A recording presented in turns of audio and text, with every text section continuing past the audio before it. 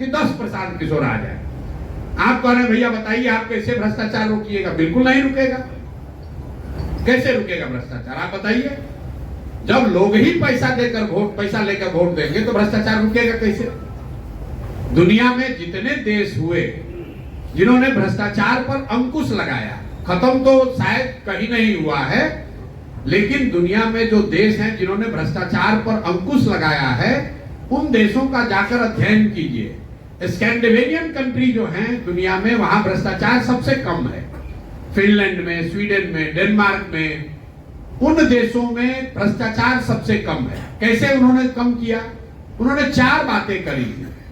पहली बात, उन्होंने ईमानदार जनप्रतिनिधियों का चुनाव किया है। ईमानदार जनप्रतिनिधि, किसी के माथा पर तो लिखा नहीं है कि कौन ईमानदार है कौन चोर है। ईमानदारी तब आएगी जब अपने जनप्रतिनिधि को आप अकाउंटेबल बनाइएगा कि भैया तुम चोरी करोगे, तुम गलत करोगे, काम नहीं करोगे तो अगली बार तुमको हरा देंगे। तो धीरे धीरे लोग सुधरने लगते हैं। जैसे मान लीजिए बिहार में ही नल जल में लूट हुआ तो जितना वार्ड सदस्य लोग लड़े थे सब चुनाव हार गए, तो अगली बार चोरी करने से थोड़ा पहले डरेगा। लेकिन बिहार में विधायक कितना भी लूट ले जात के नाम पर, वोट तो आप उसी को दीजिएगा। आपका सांसद कितना भी बड़ा चोर हो, वोट तो उसी को आपको देना है।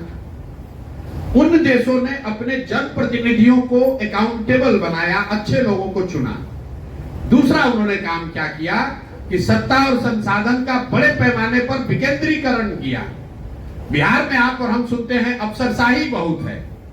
क्यों? क्योंकि मुख्यमंत्री और उनके अगल बगल के 4 अफसर ही पूरा राज्य चला रहे हैं।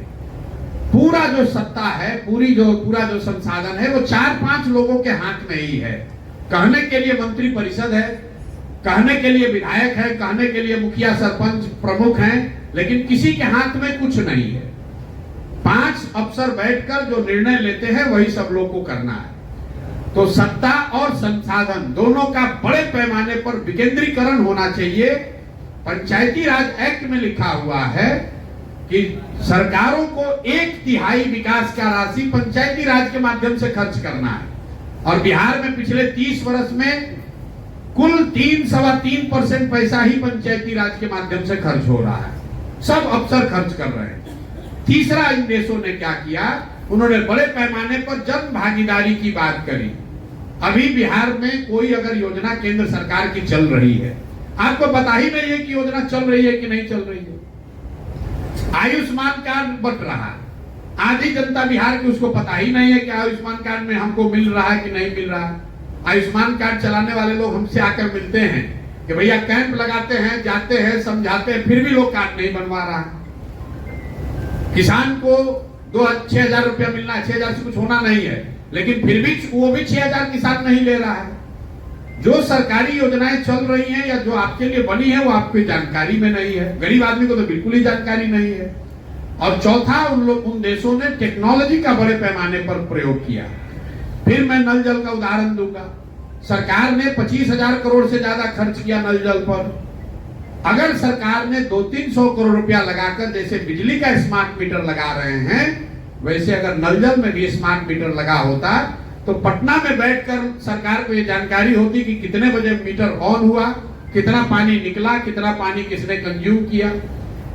तो ये 4 चीज करके ही भ्रष्टाचार पर अंकुश लगाया जा सकता है। पहला, सही प्रतिनिधियों का चुनाव।